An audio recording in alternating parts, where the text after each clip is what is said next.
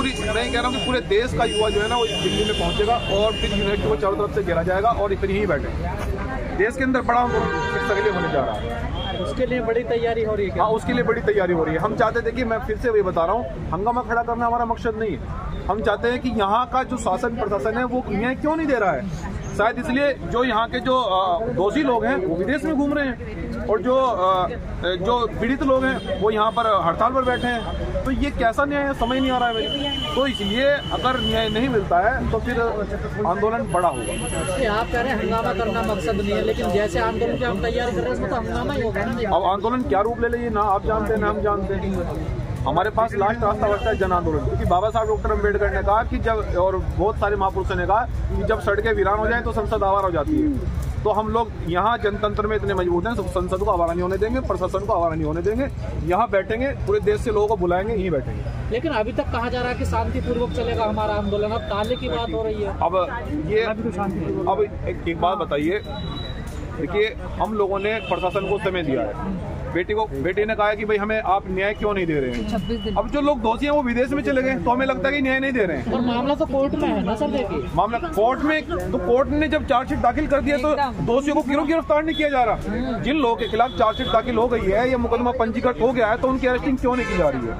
और जिन लोगों पर मुकदमा दर्ज हुआ है तो विदेश कैसे चले गए। तो कोर्ट का भी अपमान है फिर इसका मतलब। कोर्ट का अपमान वो RSS के लोग जानबूझकर करा रहे हैं। ये इसके पीछे एक दलित की बेटी को जिस प्रकार से अपमानित किया जा रहा है, इसके पीछे बहुत बड़ा प्रोपेगेंडा, ये नागपुर से सिस्टम चल रहा है।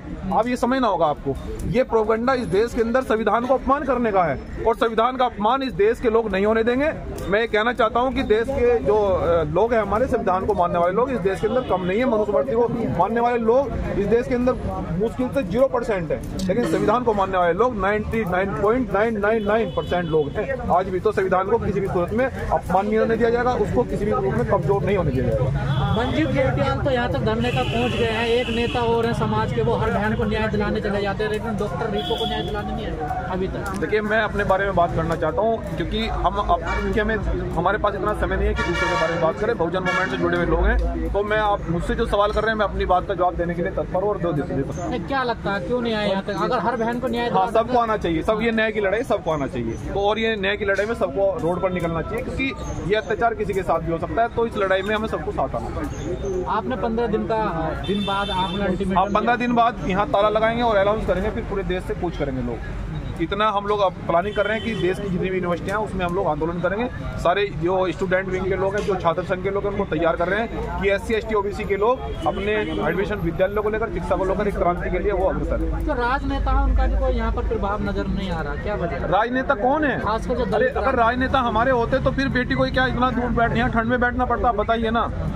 बाबा साहब ने कहा था कि मैं तुम्हें आरक्षण तो दे रहा हूँ, लेकिन इस आरक्षण को वो लोग हथियार बनाकर तुम्हारे ऊपर उपयोग करेंगे। क्या SC ST OBC के लोग संसद में नहीं है वो, लेकिन नमक हराम है। हम कई बार अपने भाषण में कह चुके हैं, वो लोग नमक हराम है, वो लोग न्याय नहीं देंगे। तो इसलिए मैं बहुजन समाज के युवाओं से कहना चाहता हूँ, देश की बहन बेटी से कहना चाहता हूँ कि न्याय किसी के भरोसे नहीं छोड़ना है। भीम आर्मी के लोग न्याय दूसरे के भरोसे नहीं छोड़ते हैं। न्याय हम अगर नहीं मिलेगा तो छीनने के लिए पूरे देश के लोग दिल्ली में पहुंचेंगे। सत्ता के लिए क्या कर रहे हैं आप? सत्ता के लिए EVM का विरोध करने के लिए आज जानकारी मिली है कि EVM के विरोध के लिए भी दिल्ली में 5 जनवरी को एक बड़ा प्रोटेस्ट होने जा रहा है। और उसमें सभी लोगों को हमारी अपील है कि सब लोग पहुंचे, क्योंकि EVM भी देश के लिए बहुत बड़ा मसला है। 5 तारीख को 4 बजे पटियाला हाउस गेट नंबर 4। जी, धन्यवाद।